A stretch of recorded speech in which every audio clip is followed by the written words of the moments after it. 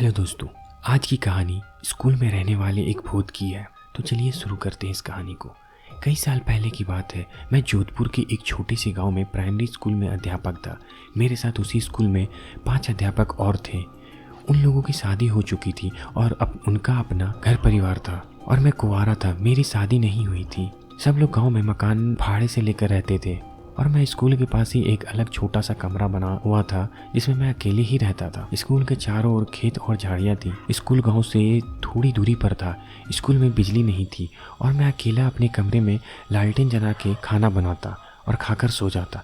तभी मेरे एक दोस्त ने बोला कि आप अपना टाइम कैसे निकालते हैं? कल से हम लोग खाना खाने के बाद रात में तुम्हारे पास आएंगे। तुम्हारा भी थोड़ा हंसी मजाक में टाइम पास हो जाएगा। दूसरे दिन स्कूल की छुट्टी होने के बाद घर पर आकर खाना वाना खा के अपने कहे अनुसार मेरे सारे मित्र रात को 10 बजे मेरे घर पर आ गए और हम लोग बातें करने लगे। थोड़ी रात बीत गई। तभी हमारे एक मित्र ने कहा कि यहाँ पर ना तो बिजली है ना तो टीवी है, हम लोग बैठकर यहाँ पर क्या ही करेंगे, चलो आज हम लोग थोड़ी मस्ती करते हैं। दूसरे मित्र ने बोला हम अपने साथ ताश के पत्ते लाए हैं, चलो खेलते हैं। और हम लोग धीमी लालटेन को जलाकर उसके सामने बैठकर ताश खेलने चालू कर दिया। थोड़ी देर के बाद गर्मी लगने लगी तो हमने सारी खिड़कियां खोल दी तो अच्छी हवा आने लगी और हम लोग ताश खेलने में व्यस्त हो गए।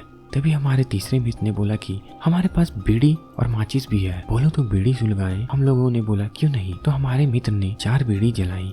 सबने एक एक बीड़ी अपने हाथ में ले ली। तभी एक मित्र ने बोला अरे मुझे भी तो पिलाओ। हमने हंसकर बोला क्यों मजाक कर रहे हो, अभी तो तुमने बीड़ी अपने हाथ में ली थी। तो उसने बोला कि हमको तो दिया ही नहीं, हमको लगा कि यह मजाक कर रहा है और हमने उसकी बात को हंसी में टाल दी। दूसरे दिन मेरे मित्र लोग मेरे घर पर फिर से आए और बीड़ी ताश के पत्ते खेलने लगे।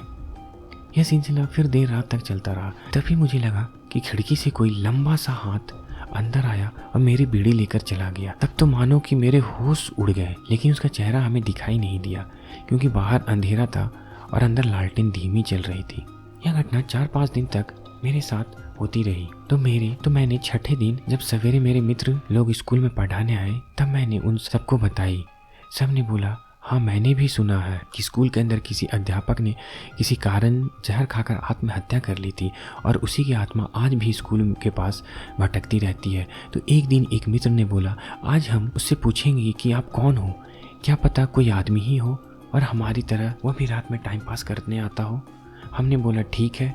रात में मेरे मित्र मेरे घर आए। आज तो 5 आदमी खिड़की के अंदर आकर बैठ गए, साथ में ताश खेले और बीड़ी भी पिया। सब खेल खत्म हो गया तो वह खिड़की से बाहर जाने लगा। तभी मैंने आवाज दी काका कल से आओगे। उसने कुछ नहीं बोला। इतना सब होने के बाद उसने हमें कोई नुकसान नहीं पहुंचाया। हमारे एक मित्र ने उसके मुंह पर टॉर्च जलाई। तभी मैंने उसकी हाथ पकड़ ली, लेकिन टॉर्च के सामने हम लोगों ने उसका थोड़ा बहुत चेहरा देख लिया था।